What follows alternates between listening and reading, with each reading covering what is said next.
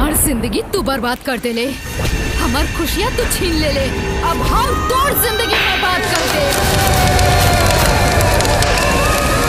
काहे इतना घूर घूर के देखा तरह तहार मेहरारू है का? फोटो साफ करके सोचत रहनी। अच्छा हो गई है तरक ता?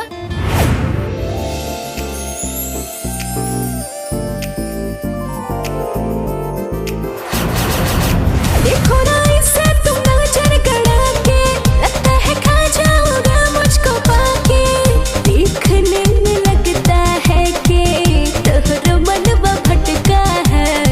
दीपक तोरा से बहुत प्यार करेले। तुझे देख के कुछ तो खटका है, दिल ओढ़नी के गोद में अटका है। ये दुनिया में केहू से हम अगर सच्चा मोहब्बत करी लेना तो सिर्फ अंजलि से। पता ना तोरा कब एहसास होगी कि हम तोरा से बेपनाह मोहब्बत करेंगे।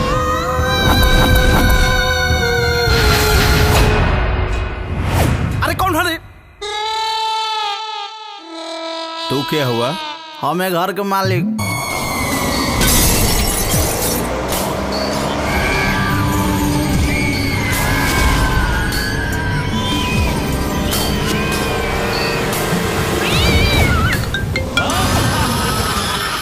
चोरी चोरी हमारा से मिले अवतारा, जान जाए कि हो अपना दत्त सुधारा।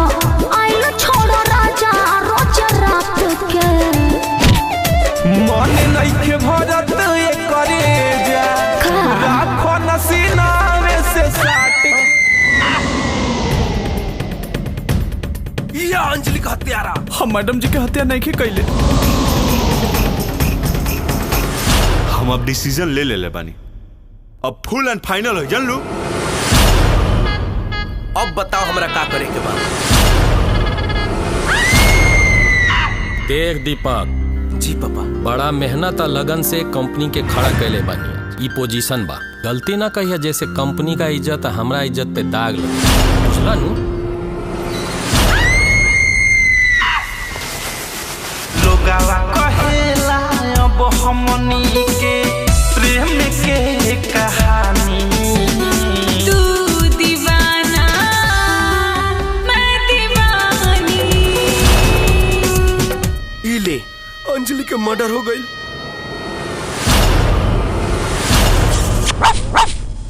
बुझाता कि तोहनी सपनों ना देखे देबा हमें।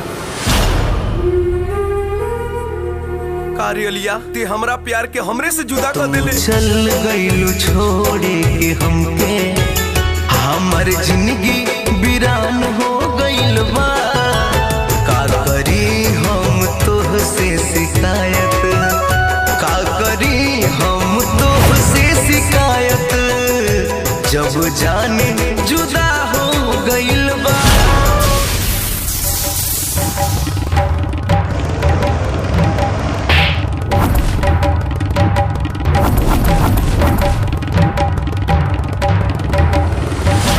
अच्छा कर्म करे वाला खातिर अच्छा होली, बुरा करे वाला के परिणाम तो बुरा ही होई। समझ नहीं रहुआ लोग?